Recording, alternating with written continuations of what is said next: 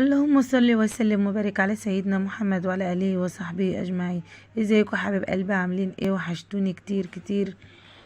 يا رب تكونوا مبسوطين وبأسعد حال ان شاء الله. النهارده انا جايبه لكم طريقه عمل البطاطس، صينيه البطاطس يا جماعه بطريقه جميله وهتحبوها. بما ان الجو حر نار كده ودرجه الحراره عاليه جدا ومش مستحملين درجه الحر في البيت، فانا جايبه لكم طريقه البطاطس ولا صلصه ولا غيره بطريقه جميله وهتحبوها. هنا بقى نعمل اللحمه نشوحها كده زي ما انتم شايفين كده بقى. حطيت معلقه سمنه بلدي وحته دهنه كده، وعشان اللحمه بتاعتي ما فيش فيها دهون. ونزلت كده باللحمه بتاعتنا تاخد صدمه كده في الحله. وحطيت ورق لوري وحبهان، ونزلت بالفلفل اسمر وبصلايه وسط كده متقطعه مكعبات، ونزلت بطماطميه وسط مكعبات، وسبتها كده يا جماعه لما خدت تشويحه. وزي ما انتم شايفينها كده، انا عايزه اقول لكم ان صينيه البطاطس دي تحفه تحفه جميله وروعه روعه جدا، وهتحبوها وتجربوها. بدل ما نعمل صلصة ويبقى الصلصة كده حامية على قلبنا كده واحنا بناكل، لا دي من غير صلصة ومن غير الكلام ده خالص. فهنا بقى عملت برضو شوية شعرية لسان عصفور جنب الاكل برضو.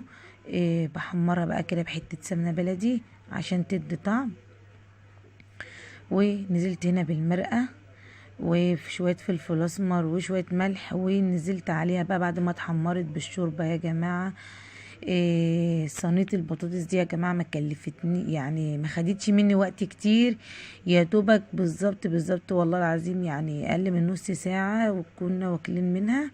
طبعا بعد ما اللحمه استوت انا هنا قطعت البصل طرنشات والطماطم طرنشات والبطاطس طرنشات، وزي ما انتم شايفينها كده عملتهم فوق بعض، البصل الاول وبعد كده الطماطم في النص وبعد كده البطاطس.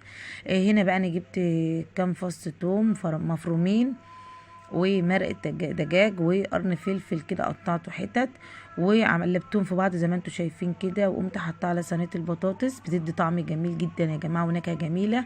وحطينا الملح والفلفل الاسمر بتاعنا. وهنحط كده بالظبط قيمه بالظبط معلقتين او 3 معالق زيت. وهنحط صينيه البطاطس على النار وهنغطيها بالظبط يعني كده 10 دقايق. لما الصينيه تستوى مع بعضها كده. اللحمه انا طبعا يا جماعه انا استوت وطلعتها، انا حطيتها على صينيه البطاطس من فوق علشان البطاطس تبقى طعمها حلو. انا طبعا عملت الرز الابيض بدا الميه تنشف من عليها اهيت. انا هنا بقى انا خدت اللحمه خدتها غلوه كده مع صينيه البطاطس. وهنا يا جماعه لما حسيت ان الميه بتاعه البطاطس نشفت، انا عملت هنا شويه شوربه. عايزه اقول لكم ان شويه الشوربه دول خلت طعم اللحمه تحفه جميل زي ما انتم شايفينها كده يا جماعه. وكان الاكل خفيف جدا والشوربه هي مش دسمه ولا حاجه، وبالف هنا وشفا. ويا ريت يا جماعه اللي ما اشتركش في القناه تشترك معانا في القناه ويفعل معانا زر الجرس عشان يوصل لكم كل جديد ان شاء الله. ويا رب تكون الحلقه عجبتكم ان شاء الله.